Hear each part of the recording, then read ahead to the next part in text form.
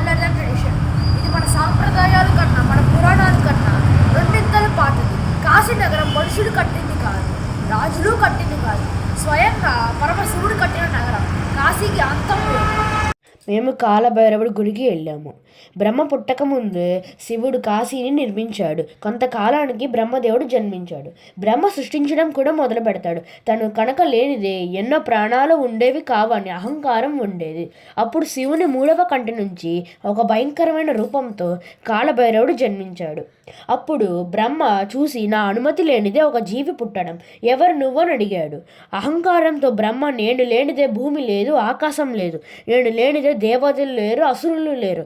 అది విన్న కాలభైరవుడు కోపంతో త్రిశూలంతో బ్రహ్మ అహంకారానికి మూలమైన 5వ తలపై వేయడంతో ఆ తల గాలిలోకి ఎగిరి కాలభైరవ చేతికి అతుక్కుపోతుంది. తరువాత ఆ పరమశివ కాలభైరవుడితో, నువ్వు చేసినది ధర్మం కోసం అయినప్పటికీ నీకు బ్రహ్మహత్య పాతకం తగిలింది, అందుకే బ్రహ్మ కపాలం నీ అతుక్కుపోయింది. నువ్వు 14 లోకాలు సంచరించాల్సి ఉంటుంది. 12 సంవత్సరాలు సంచరించాక చిట్ట చివరికి కాశీ నగరానికి రాగానే ఆ కపాలం కింద పడి బూడిదైపోతుంది. తను చేసిన బ్రహ్మహత్య పాతకం ఇక్కడికి రాగానే పోతుంది. అప్పుడు పరమశివ, ఇక నుండి మొట్టమొదటిగా పూజ నాకన్నా ముందు నీకే జరగాలి అని క్షేత్రపాలకుడిగా బాధ్యత అప్పగించి వెళ్ళిపోతారు. గంగా నది ఎలా వచ్చింది? త్రేతాయుగంలో ఇక్ష్వాకుల వంశంలో పుట్టిన శ్రీరాముడు పుట్టక కొన్ని తరాల ముందు సాగర అనే చక్రవర్తి ఉండేవాడు. ఆయనకి మొదటి భార్య ద్వారా ఒక కొడుకు, రెండవ భార్య ద్వారా 60,000 మంది కొడుకులు ఉండేవారు. సాగర రాజు ఒకరోజు అశ్వమేధ యాగం మొదలు పెడతాడు. ఆ గుర్రం కనబడకుండా పోతుంది. 60,000 మంది కొడుకులు స్వరంగ మార్గంలో వెళ్ళి కపిల మహర్షి ఆశ్రమాన్ని చేరుకుంటారు. అక్కడ ఆయన తపస్సును భగ్నం చేస్తారు. ఆయన కోపంగా కళ్ళు తెరవడంతో 60,000 మంది ఒక్కసారిగా భస్మం అయిపోతారు. వాళ్లకు పిండ ప్రదానాలు జరగక అదే ప్రదేశంలో ప్రేతాత్ములుగా ఉండిపోతారు. 3 తరాల తర్వాత భగీరథుడు అనే కొడుకు పుడతారు. తన పూర్వీకుల గురించి తెలుసుకొని వాళ్ళ ఆత్మలకు సాంత్వన లభించడానికి ప్రతిజ్ఞ చేస్తాడు. అలా ఒంటి కాలు మీద తపస్సు చేసి పరమేశ్వరుని రప్పించి గంగడు ఆకాశం నుండి భూమికి రప్పిస్తాడు. ఆ వేగానికి పరమశివుడు తన జటాజుటంలో గంగానదిని బంధించి మెల్లగా పారేలా చేస్తాడు. అలా మొదలైన గంగ హిమాలయాల నుండి పారుతుంది.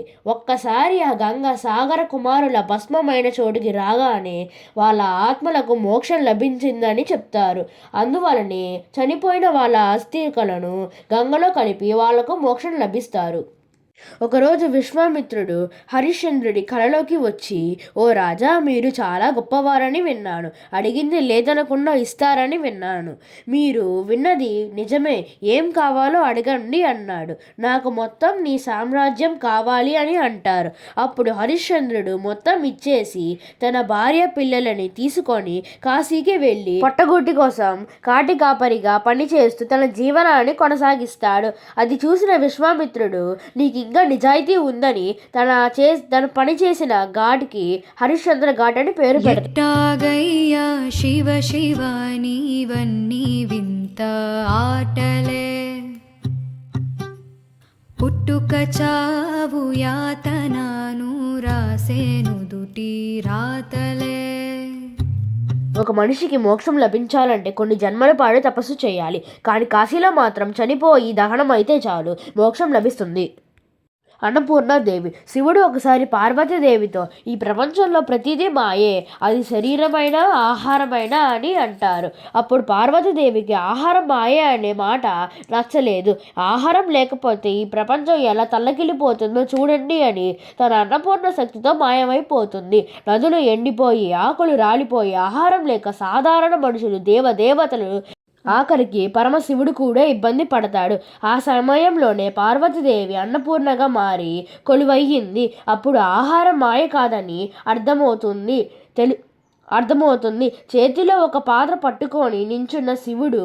అందుకే కాశీలో అన్నపూర్ణాదేవి ఒక చేతిలో ఆహారం ఉన్న పాత్ర, మరో చేతిలో ఆహారం వడ్డిస్తున్నట్లు ఉండే విగ్రహం ఉంటుంది.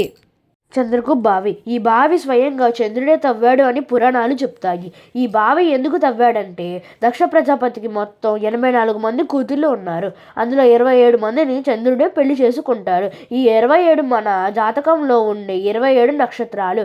అయితే చంద్రుడు తన ప్రేమను మొత్తం రోహిణి మీదే చూపించేవాడు. దక్షుడు నా 26 మంది కూతుర్లకు బాధ పెడుతున్నావని నీవు మెల్లగా నీ కాంతిని కోల్పోతావు అని చెప్పిస్తాడు. చంద్రుడు మెల్లగా కాంతిని కోల్పోతాడు.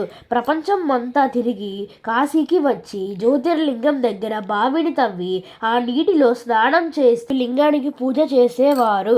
శివుడు ప్రత్యక్షమయ్యి కొన్ని మార్పులు నెలలో కొన్ని రోజులు ప్రకాశవంతంగా, కొన్ని రోజులు కాంతి లేకుండా మార్చాడు.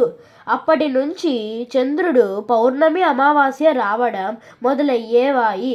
బావికి ప్రతిష్టటను కూడా ఇచ్చాడు. విశాలాక్షి శక్తిపీఠం. సతీదేవి శివుని పెళ్లి చేసుకుంటుంది. అయితే దక్షునికి ఇష్టం ఉండదు.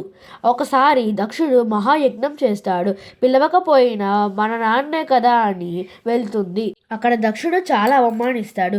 సతీదేవి వెంటనే అక్కడ మంటలో దూకి మరణిస్తుంది. శివుడు అక్కడికి వచ్చి దేవి దేహాన్ని పట్టుకొని ప్రణయ తాండవం చేస్తారు. అప్పుడు విష్ణుదేవుడు తన సుదర్శన చక్రంతో సతీదేవి దేహానిపై ఇసురుతాడు. ఆ దేహం 51 ముక్కలుగా మారి ఒక్కొక్క చోట పడుతుంది. అలా కాశీలో దేవి యొక్క చెవి పడుతుంది.